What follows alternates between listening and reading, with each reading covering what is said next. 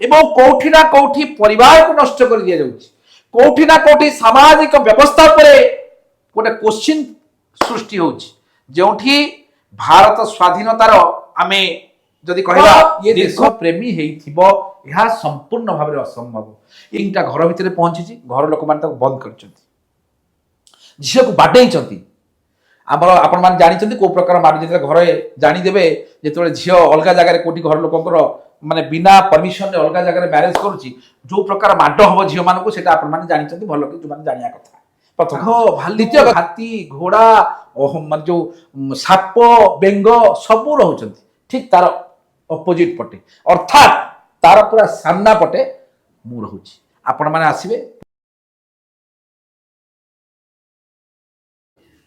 नमस्कार मु व्योमकेश त्रिपाठी सबु बेले जब देखिए किछि नुआ नुआ जिनिस नुआ नुआ घटना नुआ नुआ व्यवस्था नुआ नुआ अव्यवस्था विभिन्न प्रकार समस्या विभिन्न प्रकार तार समाधान विभिन्न प्रकार कथा विभिन्न प्रकार लथा एगुड़ा को लेकिन मु आपण पाखे सब हाजिर हुए आज जदि कहबा आज आमे पुणी एक जदि कहबे एक ज्वलंत पुरुष पुरुष निर्यातनार एक ज्वलंत उदाहरण एटा केवल पुरुष निर्यातनार कथा नुहे यह पुरुषों सहित जड़े महिलार मध्य निर्यातना करा जाउछि एवं कोठी ना कोठी परिवार को नष्ट कर दिया जाउछि कोठी ना कोठी सामाजिक व्यवस्था पर गोटे क्वेश्चन सृष्टि होछि जोठी भारत स्वाधीनतार आमे जदि कहबा दीर्घ वर्ष बीती जाइतिले मध्य आज आमे गोटे एभली जगह ठिया होइछे गोटे भिन्न मानसिकता नहीं ठिया होइछे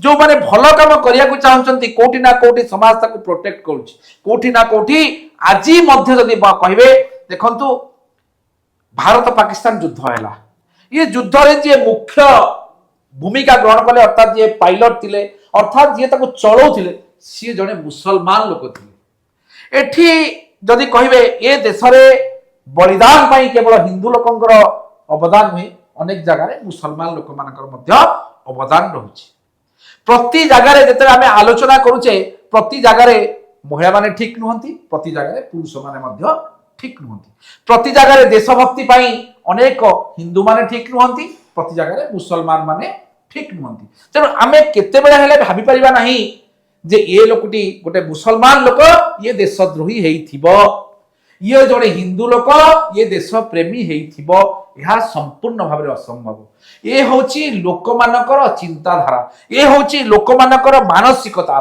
मानसिकता परिवर्तन आसा दरकार अनेक मुसलमान लोक माने अछंती जे देशभक्ति करती आज मध्य अनेक जगह आप देखिए मुझे आप कहबी नयागढ़ आप जान देखिए माणिकागड़ा बोली गोटे गाँ अच्छी आज मध्य से गाँव रे हिंदू एवं मुसलमान लोक माने मिसिकरी सब पर्व पालन करती अनेक जगह आप देखिए मोर मन अच्छी आम जो बंधु बांधव हुए आमर अनेक जगह मुसलमान लोक मैंने बंधु बांधव अच्छा व्यवहार बंधन आसिक दिखती कौन प्रकार प्रोग्राम है ठीक आम गोटे आज गोटे अजब कथा को आम लोकलोचन आने चाहूँ जदिओ कन्स्टिट्यूशन कहूँ 18 वर्ष हो गला गोटे झीर निजर जीवन साथी बाछिबार अधिकार अच्छी गोटे पुआ जो 21 वर्ष हो जाऊँगी तार निजर जीवन साथी बाछिबार तार मध्य अधिकार रहुछि आमे जेते प्रेशराइज करूचे जेते गोटे पुआटी एवं झीटी जिते ट्रेन लाइन आगे ठिया होकर निजर जीवन दे दौरान जिते फैन रे टांगी है जीवन दे दौरान से समय आम कहूचे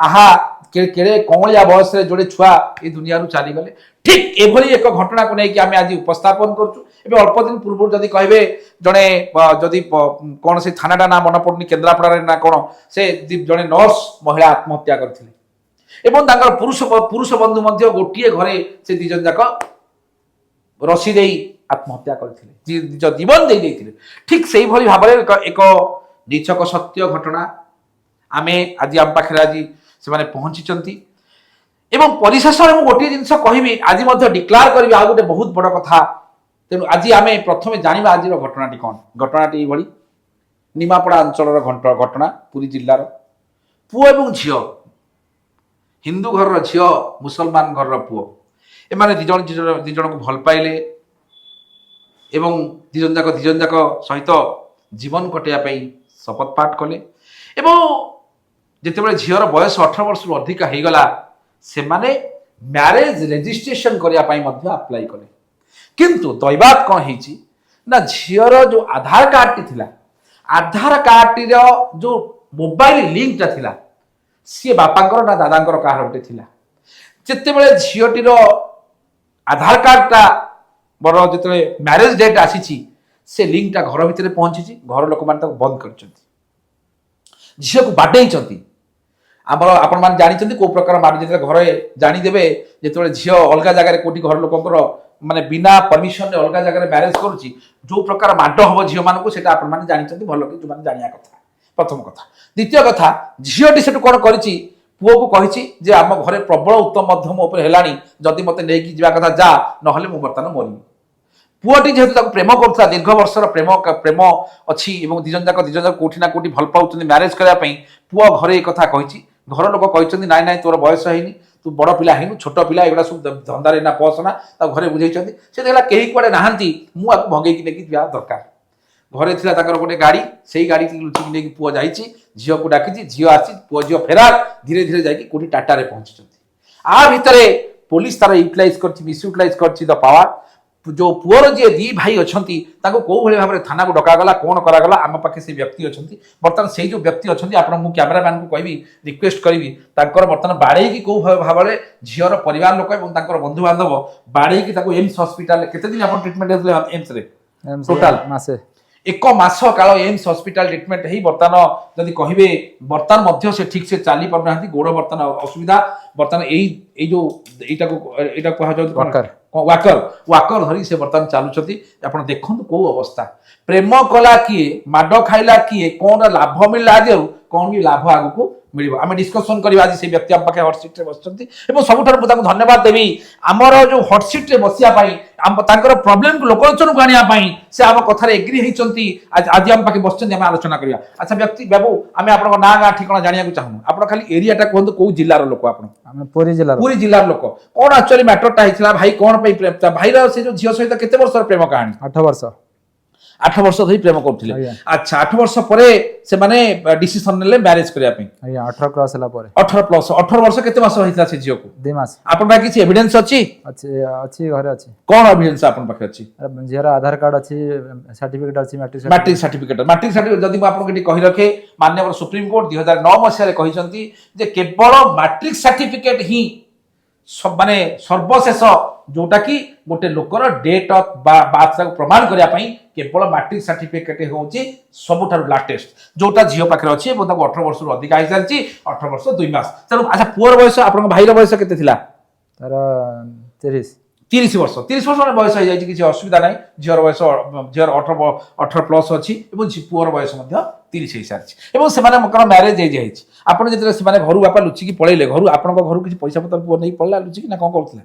ସେ ତାର ଅଟୋ ଚଲାଉଥିଲା, ସେ ଯାହା ପଇସା ରଖିଥିଲା ନେଇଗଲା। ସେ ଅଟୋ ଚଲାଉଥିଲା, ଯାହା ପଇସା ସେ ରଖିଥିଲା। ଆପଣ କ'ଣ କାମ କରନ୍ତି? ମୁଁ ଗୋଟେ ଇଲେକ୍ଟ୍ରିକାଲ ଇଞ୍ଜିନିୟର ଅଛି। ଆପଣ ଇଲେକ୍ଟ୍ରିକାଲ। ଆଉ ଗୋଟେ ଭାଇ ଯୋଉ କହୁଥିଲେ ଷ୍ଟେସନରେ ଅଟୋ ଚଲାଉଛନ୍ତି। ଷ୍ଟେସନରେ ଅଟୋ ଚଲାଉଛନ୍ତି।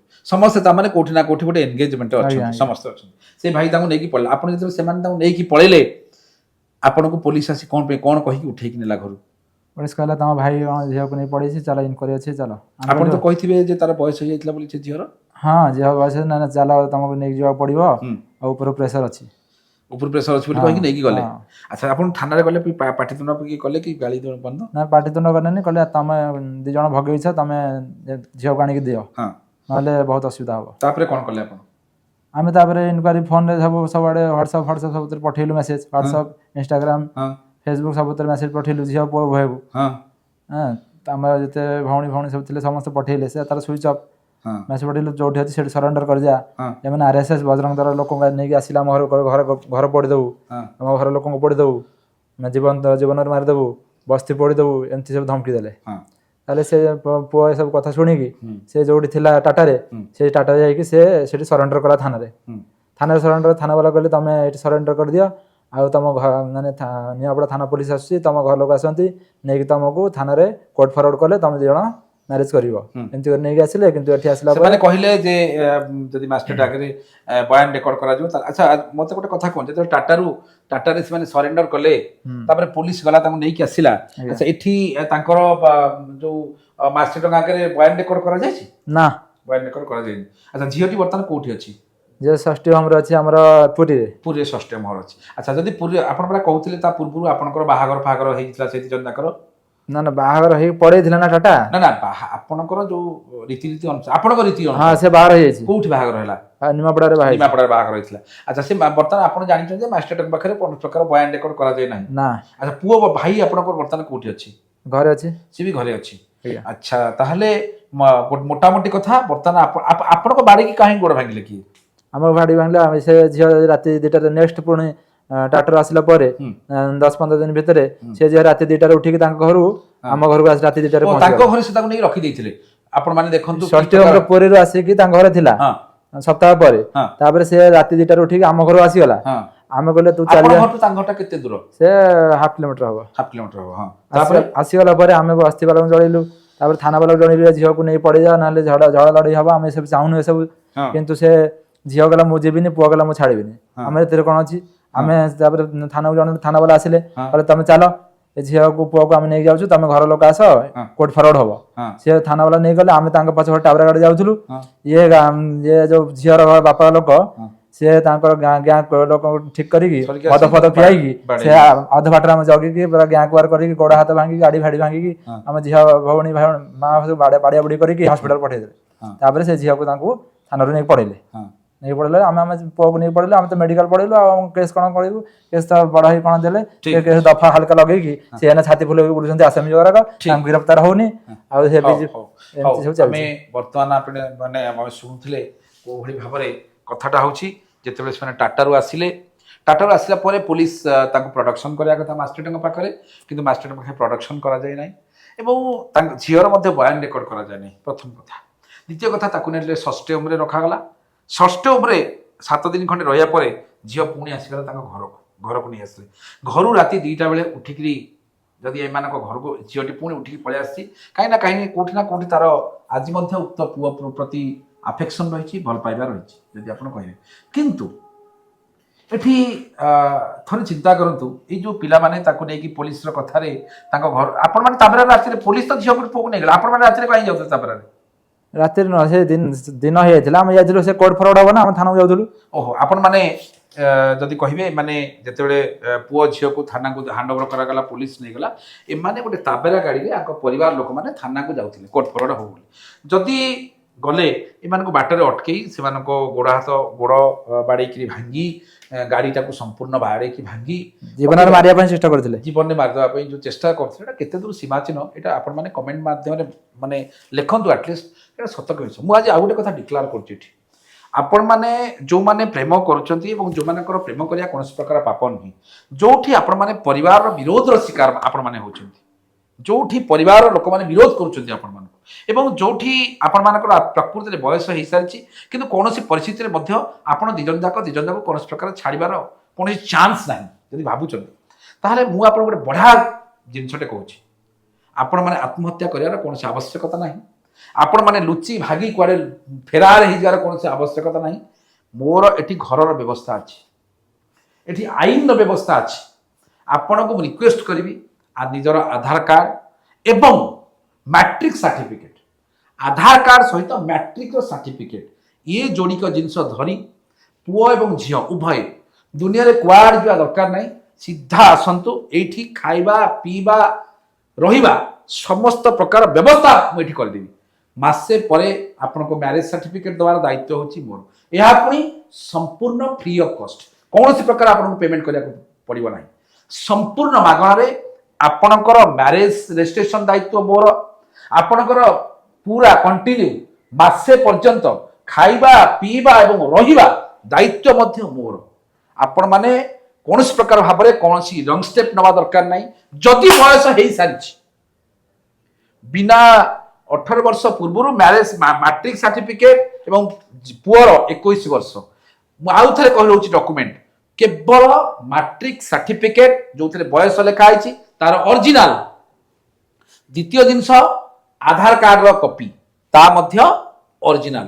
ଇଏ ଯୋଡ଼ିଏ ଜିନିଷ ଧରି ସିଧା ମୋର ଅଫିସଟି ହେଉଛି ଭୁବନେଶ୍ୱରର ନନ୍ଦନକାନନ ଛକ, ଯୋଉଟା ପୁରା ନନ୍ଦନକାନନ ଛକ। ଓଡ଼ିଶାରେ ତ ଗୋଟିଏ, କିଛି ପାଇବା ଦରକାର ନାହିଁ। ଗୋଟେ ପଟେ ବାଘ ଭାଲୁ ହାତୀ ଘୋଡ଼ା ମାନେ ଯେଉଁ ସାପ ବେଙ୍ଗ ସବୁ ରହୁଛନ୍ତି ଠିକ୍ ତାର ଅପୋଜିଟ୍ ପଟେ, ଅର୍ଥାତ୍ ତାର ପୁରା ସାମ୍ନା ପଟେ ମୁଁ ରହୁଛି। ଆପଣମାନେ ଆସିବେ, ପୁରା ସମ୍ପୂର୍ଣ୍ଣ ଘରର ବ୍ୟବସ୍ଥା ଏଠି ଅଛି। ସମ୍ପୂର୍ଣ୍ଣ ଘର, ଖାଇବା ପିଇବା, ରୋଷେଇବାସ ପାଇଁ ହାଣ୍ଡି ଡେକ୍ଚି ସବୁ ଏଭ୍ରିଥିଙ୍ଗ ଆଭେଲେବୁଲ। କିନ୍ତୁ ଆପଣମାନେ ଆସିକି ସମ୍ପୂର୍ଣ୍ଣ ମାଗଣାରେ ଏଠି ରହିବେ, ଖାଇବେ ପିଇବେ, ମ୍ୟାରେଜ ରେଜିଷ୍ଟ୍ରେସନ କରିକି ଏଠୁ ଯିବେ। ମୁଁ ଆପଣଙ୍କୁ ଏଇଟା ରିକ୍ୱେଷ୍ଟ କରୁଛି, କୌଣସି ପ୍ରକାର ରଙ୍ଗ ଷ୍ଟେପ୍ ନିଅନ୍ତୁ ନାହିଁ, କି ଏମିତି ପ୍ରାଣ ବିକଳରେ କୁଆଡ଼େ ଗୋଟେ ଲୁଚି ଛପିକି ଯାଇକି ଏମିତି ବିଚରା ଲୋକଟାର ମାନେ ଘର ଭିତରେ ମାଡ଼ ଗୋଡ଼ କରିକି ଗୋଡ଼ ହାତ ଭାଙ୍ଗିକି ଲୋକକୁ ଏମିତି ପକାନ୍ତୁ ନାହିଁ। ଏବଂ ମୁଁ ଥାନା ବାବୁଙ୍କୁ ମଧ୍ୟ ରିକ୍ୱେଷ୍ଟ କରିବି ଯେ ଆପଣମାନେ ମଧ୍ୟ ଟିକେ ମୋ ହାତ ଯୋଡ଼ିକି ଅନୁରୋଧ କରୁଛି, ଆଜ୍ଞା ଯୋଉଠି ନିଜେ ଫିଲ୍ କରୁଛନ୍ତି ଯେ ପ୍ରକୃତରେ ଲୋକ ପ୍ରତି ଅନ୍ୟାୟ ହେଉଛି, ଆପଣମାନେ ଟିକେ ନ୍ୟାୟ ପାଇଁ ବ୍ୟବସ୍ଥା କରନ୍ତୁ। ରହିଲି, ପୁଣି ନୂଆ ଷ୍ଟୋରି, ନୂଆ ଘଟଣା, ନୂଆ ସତ୍ୟ ଘଟଣାକୁ ନେଇ ମୁଁ ବ୍ୟୋମକେଶ ତ୍ରିପାଠୀ ଆପଣଙ୍କ ପାଖରେ ହାଜିର ହେବି। ରହିଲି, ନମସ୍କାର।